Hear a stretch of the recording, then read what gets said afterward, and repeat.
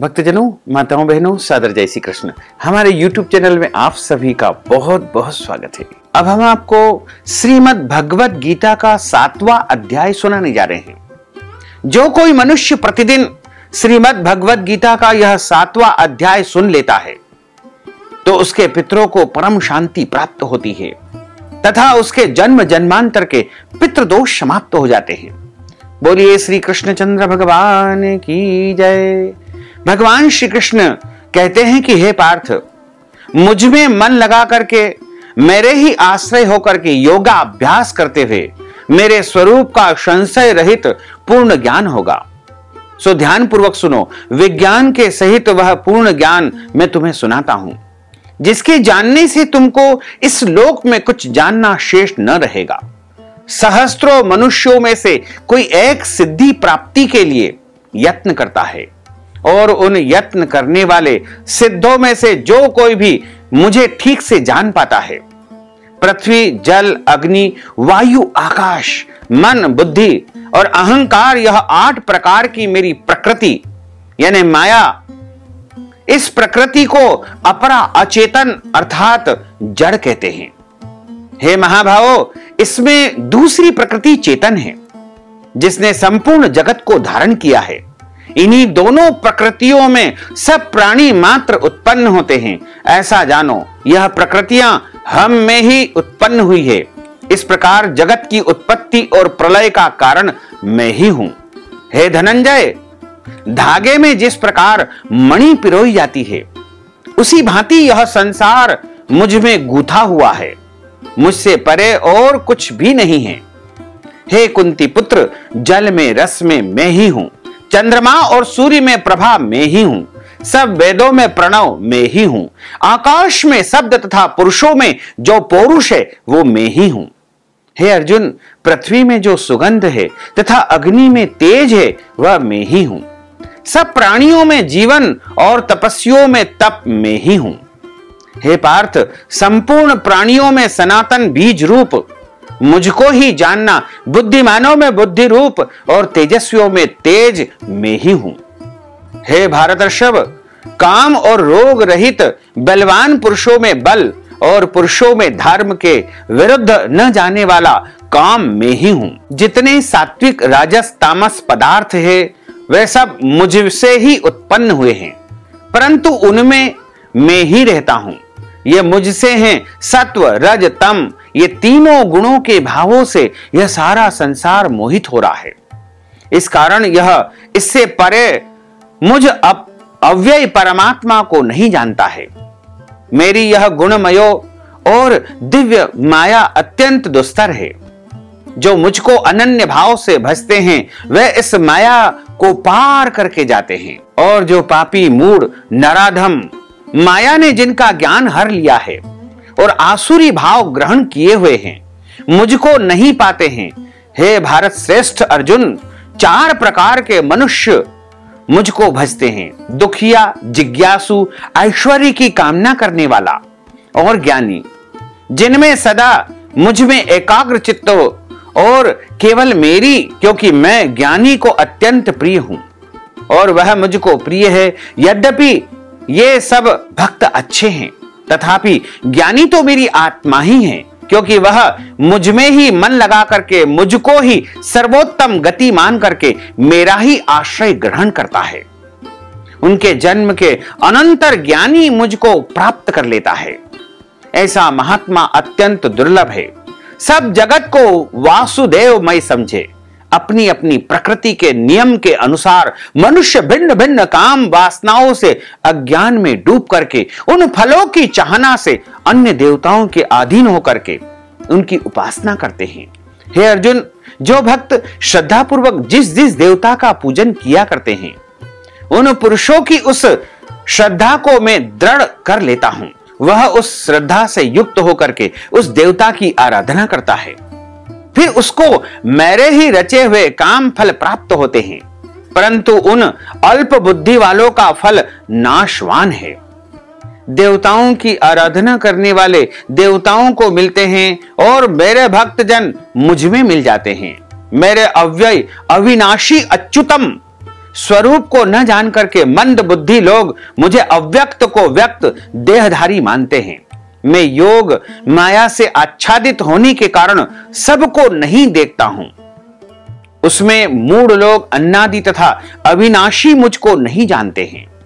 हे अर्जुन, मैं भूत भविष्य और वर्तमान के सब प्राणियों को जानता हूं, पर मुझे कोई भी नहीं जानता है। हे भारत, हे परंतप, इच्छा और द्वेष उत्पन्न होने वाले सुख दुख आदि द्वंद्वों के मोह से जगत के सभी प्राणी भ्रम में फंस जाते हैं। जिन पुण्य आत्माओं के पाप नष्ट हो गए हैं, वह पुरुष द्वंद्व के मोह से छूट करके दृढ़ निश्चय करके मेरी भक्ति करते हैं। जो मेरा आश्रय लेकर के जीवन मरण के दूर करने के अर्थ प्रयत्न करते रहते हैं, वे पुरुष परम ब्रह्म आत्मज्ञान और संपूर्ण कर्म को जानते हैं। जो आदिभूत आदिदेव और आदिज्ञ इन सब में व्यापक मुझ में जान जाते हैं, वे समाधिष्ठ पुरुष मरण काल में भी मुझको जानते हैं। इसके बाद 7वें अध्याय का महात्म जो कि भगवान नारायण ने माता लक्ष्मी को सुनाया है, वो भी हम आपको सुनाने जा रहे हैं। भगवान नारायण कहते हैं कि हे लक्ष्मी, अब 7वें अध्याय का तुम महात्म सुनो। एक पटेल नामक नगर है जिनमें संकुषण वैश्य निवास करता है। वह व्यापार करने को नगर के बाहर कहीं को जाता था। रास्ते में संकुकर्ण को सर्प ने डसा, वह मर गया। उसके साथी उसकी दाह क्रिया करके आगे को सिधारे। जब लौट करके घर में आए तो उसके पुत्र ने पूछा कि मेरा पिता संकुकर्ण कहां है। उन व्यापारियों ने कहा कि तेरे पिता को सर्प ने डसा था, वह मृत्यु को प्राप्त हो गया है और यह पदार्थ तेरे पिता का है, तू ले ले। 1 करोड़ रुपया दिया और उसकी गति कराने को कहा, क्योंकि वह अधोगति से मारा गया है। उस बालक ने अपने घर आकर के ब्राह्मणों से पूछा कि सर्प डसे की गति कैसे करानी चाहिए। विद्वान ब्राह्मणों ने पंडितों ने कहा कि तुम नारायण बलि कर्म कराओ, क्योंकि यदि इसकी अधोगति होगी तो इसका मोक्ष नहीं होगा और इसकी मुक्ति होना बहुत आवश्यक है। और उर्द के आटे का पुतला बनाया गया, चुनिया उड़ाई गई, विधि विधान से बहुत सारे ब्राह्मणों को भोजन करवाया गया, श्राद्ध करवाया गया, पिंडदान करवाए गए। बाकी द्रव्य जो रहा चारों भाइयों ने बांटा। एक पुत्र ने कहा कि जिस सर्प ने मेरे पिताजी को काटा है उसको मारूंगा। उन व्यापारियों से पूछा कि वह सर्प मुझे बताओ कहां पर रहता है, उस स्थान को मुझे बताओ जहां पर मेरे पिता की मृत्यु हुई है, जहां मेरा पिता मृत्यु को प्राप्त हुआ है। व्यापारियों ने कहा कि चल तुझे ले चलते हैं। वहां उसे ले जाकर के खड़ा कर दिया। देखा तो वहां एक वामी है जिसे कंदली के साथ वह खोदने लगा। कुदाली से उस सांप की बांबी को वह खोदने लगा। जब छेद बड़ा हुआ तो वहां से एक सर्प निकला और कहा कि तू कौन है, मेरे घर क्यों खोद रहा है। उस बालक ने कहा कि मैं संकुकर्ण वैश्य का पुत्र हूं। जिस सर्प ने मेरे पिता को मारा है मैं उसका वध करूंगा, उसको मारूंगा।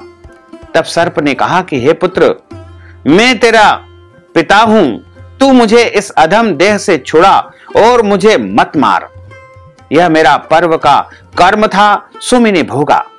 तब पुत्र ने कहा कि हे पिता, कोई यत्न बताओ जिससे उद्धार हो। तब सर्प ने कहा कि हे पुत्र, किसी गीता पाठी ब्राह्मण को घर में भोजन करवा करके उनकी सेवा करके उनका आशीर्वाद लो, उससे मेरा कल्याण होगा। और गीता पाठ का तुम श्रवण करो, स्वयं ये गीता पाठ करो या ब्राह्मण के मुख से गीता पाठ सुनो।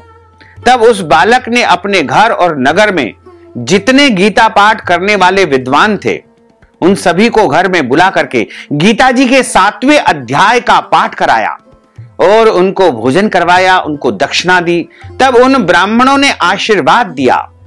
तत्काल वह वैश्य अधम देह से छूट करके देवदेही पा करके विमान पर चढ़ करके आकाश मार्ग को जाता हुआ अपने पुत्र को धन धान्य का आशीर्वाद देकर के वैकुंठ लोक को प्राप्त हुआ।